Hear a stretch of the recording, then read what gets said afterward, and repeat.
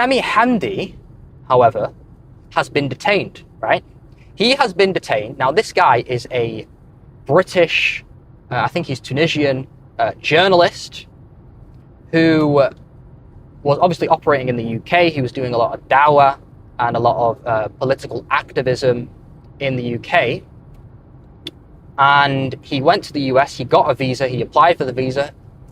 He was successful in his application. And by the way, that is quite, you know, rare to see. You wouldn't think the US would grant him a visa under these conditions at the moment with Israel and such, but they did, right? They did. And, you know, he went on a massive tour in the US. This was even before Trump was, you know, won the election. So he was doing this under Biden. He went on a massive tour. He was talking about the genocide. He was talking about the atrocities and all of this. And he was also saying some stuff I didn't agree with, right? But that doesn't really matter, and it doesn't really relate also, because he hasn't been detained because of that. He's been detained by the Homeland Security. I remember reading the tweet, and, you know, they said they don't support terrorism, you know, he's a national security threat and all of this. Now, if this had come from the Israeli Homeland Security, whatever they call themselves there, the equivalent to the Homeland Security in Israel, and he was doing his political, you know, speaking tour in Israel, it would make sense, right? Because Israel wants to advance their own interests, and they don't really want anyone to hear anti-Israel stuff and all of this. So that would make sense. But we're talking about the US here. And we're not just talking about any old country. We're talking about a country that prides itself in freedom of speech, that prides itself in freedom of expression, freedom of political expression, freedom of religious expression, and all of this. And yet what we're seeing here is we're seeing Sami Hamdi being detained, right? Not because of anything other than him criticizing Israel, him speaking against Israel, him speaking for Palestinian rights and such. And because of this, the Trump admin has detained him. Right now, some are saying he's in very inhumane conditions. Some are also saying, I think his father said, that he is feeling very unwell. He isn't feeling great, which is terrible, you know? And this is a dangerous precedent that's been setting, because what we're seeing here is, and the most ironic part is that I remember Sami Hamdi about a year ago telling or advising Muslim brothers and sisters to vote for Trump, saying vote for Trump because that's a vote against the Biden admin. And the Biden admin is who started this. So vote for Trump, that is a vote against Biden. And now the very same admin he was saying vote for has now detained him, right? Has now arrested him. Now his trial date, his court date is the 10th of November, right? So it's the 10th of November. Today is the 3rd of November, so we're talking another week in inhumane conditions. This is terrible, man. This is terrible. Why? Not because he's a terrorist. He hasn't committed a crime, right? He hasn't committed a crime. He hasn't been tried of a crime. He hasn't been charged. All he's done is used his mouth to speak up against the genocide in Israel, to speak up against the atrocities that Israel has committed for 2 years now. And he's been detained for that, right? What is this precedent that's being set? And it wasn't always like this, right? I believe we've hit a very dangerous and scary time where the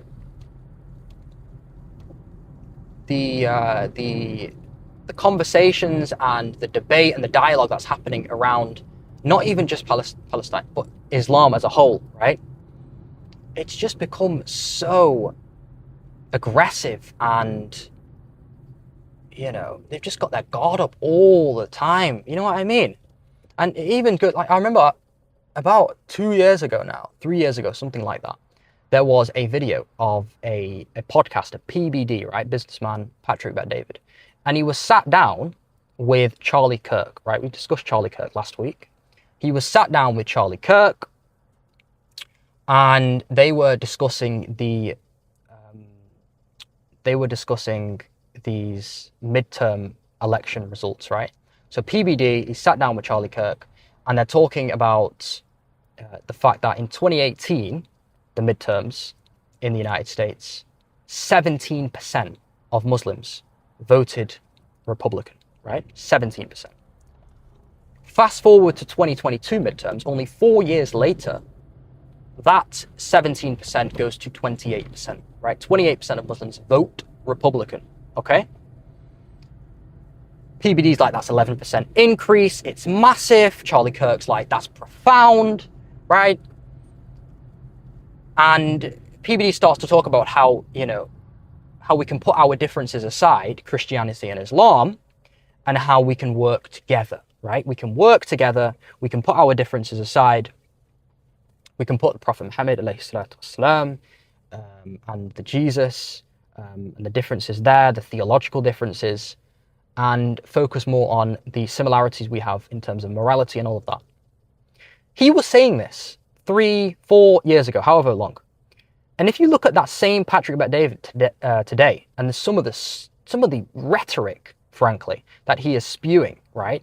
He's never been, I'm sorry to say, but it's true, because PBD is someone I've been listening to for some time now. He has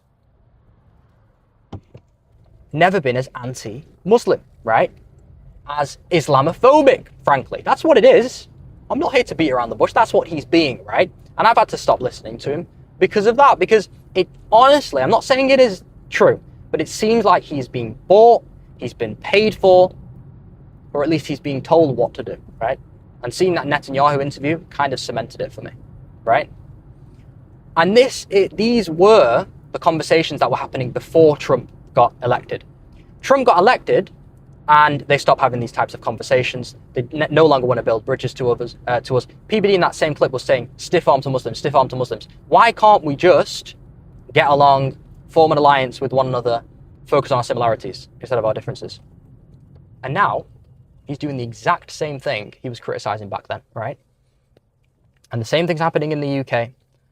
I don't know who's funding this, but ever since this genocide, frankly, everybody's become so combative and aggressive and all of this stuff. And we can see this no better than in what's happening in the United States. I remember Mahmoud Khalid was another guy. He was, I think his visa was revoked. And then a Boston judge, and Republicans will call it an activist judge, but still, it's a judge. A judge is a judge. And a judge called it unconstitutional, right? And it is unconstitutional. It very much goes against the First Amendment. Marco Rubio, little Marco, as Trump would call him, he would say that, they are on visas, they're not citizens here, so they're not entitled to the same rights that US citizens would have. It's a terrible argument, my friend. I'm sorry to say. It's a terrible argument. What do you want to promote here? Do you want to promote freedom of speech, freedom of expression, or do you only want to promote it when, what's being said is what you agree with?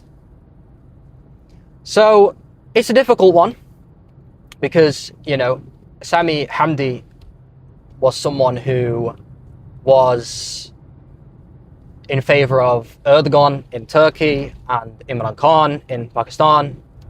But when it comes to like Saudi and all of this, he was very much going against Saudi and the UAE and all of that. I don't know. I disagree with him on that because it just seems very counterintuitive, very hypocritical, frankly. But even so, he should not have been detained. He's being detained for what he's saying, for his speech, and not because of that. And therefore, it is wrong. It must not happen. It must be condemned. And I hope that he gets out very safe. I hope Allah subhanahu wa ta'ala grants him shifa and brings him health, brings him back to his wife, and I believe he has children also, back to the UK, right? He's even said, his wife said in a BBC interview, he wants to come back to the UK. So let him come back to the UK, right? There's no point keeping him in inhumane conditions because it's just bad press for the Trump admin, frankly.